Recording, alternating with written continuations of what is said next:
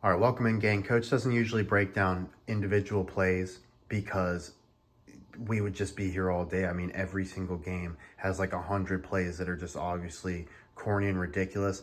But this one was just beyond the pale. There's no way in hell you don't think this is scripted. This was some sort of a dive. At the very least, you have to think like, oh, the gambling in sports made number 58 here decide to take a dive or something, right? Like, you can't possibly believe number 58 here is trying to play real football. Okay, so he's on J.J. Watt, one-on-one, the Steelers' best blitzer, right? And he's one sack away from breaking his brother's all-time sack record, and his brother is in the booth right now commentating the game. So let's take a look. We got young Caleb Williams looking down the field at the 2-yard line. I'm not even going to focus too much on the quarterback, but keep that in mind. He's at the 2-yard line and somehow manages to end up in the end zone, right? So let's see what happens here. So 58. Oh, hold up. We got to take it back a little bit. That was scrap. DVR fail. Okay. So here we go right here. We're going to watch it in real time first. Right? So he ends up somehow, number 58 here.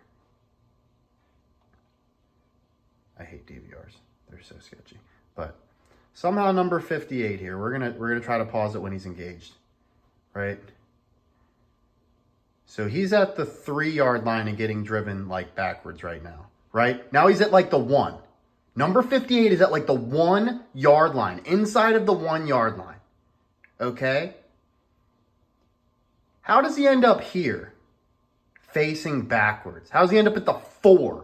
How did he get 3 yards downfield and is now turning around to watch J.J. Watt at the 3-yard line when he could have just stayed where he was and still had a yard to 2 yards cushion directly between him and the quarterback? Why did he decide to sprint 3 yards out of the play?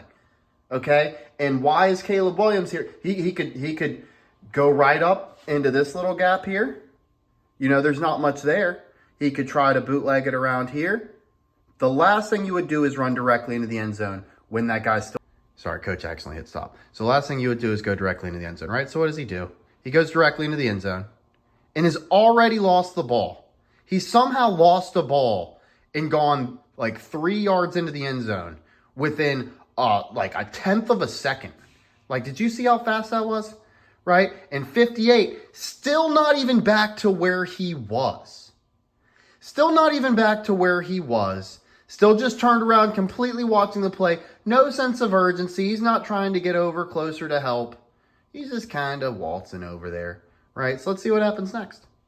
But you know, so clearly if the ball comes loose, it's going to be a scramble between 57 and 58.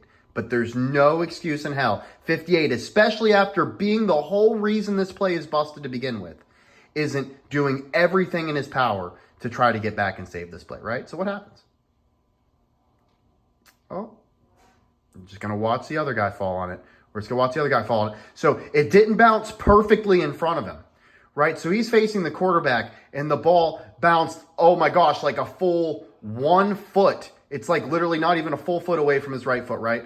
So he has to, in his mind, right? He has to turn his entire body and then like stop so he can brace his fall onto the thing. Like, why doesn't he just fall sideways? Why did he ever try to turn around and square up with the ball to begin with? Why didn't he just fall on it when it was right next to him? So let's watch it one more time.